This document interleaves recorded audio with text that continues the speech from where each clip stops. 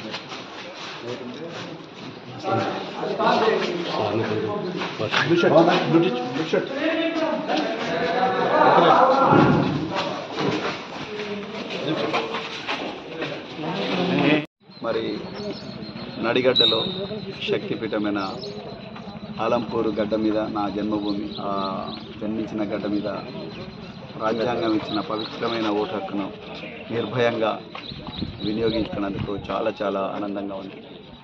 తెలంగాణలో ఉండే అందరి ప్రజలకు నాగర్ కర్నూలు పార్లమెంటు నియోజకవర్గంలో ఉండే అలంపూరు, గద్వాల, వనపర్తి, కొల్లాపూరు, అచ్చంపేట, తర్వాత కల్వకుర్తి, ఈ నాగర్ కర్నూలు ఈ ప్రాంత ప్రజలందరూ కూడా దయచేసి తమ ఓటు హక్కును నిర్భయంగా వినియోగించుకోవాలని చెప్పేసి నేను చేతులు జోడించి కోరుకుంటున్నా.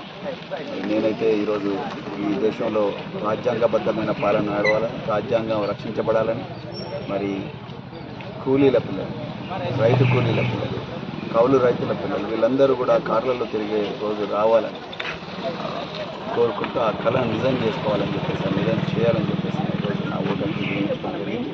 అందుకొరకే మీకు ఇష్టమైన అభ్యర్థి మీద ఏ మాత్రం భయమో నిస్సందేహంగా భయం లేకుండా దయచేసి మీ ఓటు వినియోగించాల్సిందిగా కోరుకుంటున్నాను. భూమైన అలంపూరు గడ్డ మీద బాబాసాహెబ్ అంబేద్కర్ గారు మనకు ఇచ్చిన రాజ్యాంగబద్ధమైన ఈ పవిత్రమైన ఓటు హక్కును వినియోగించినందుకు చాలా చాలా ఆనందంగా ఉంది. అందరూ కూడా వారి ఓటు హక్కును వినియోగించుకోవాలని, ఒక్క ఓటు కూడా వేస్ట్ కాకూడదని చెప్పి నేను కోరుకుంటున్నాను.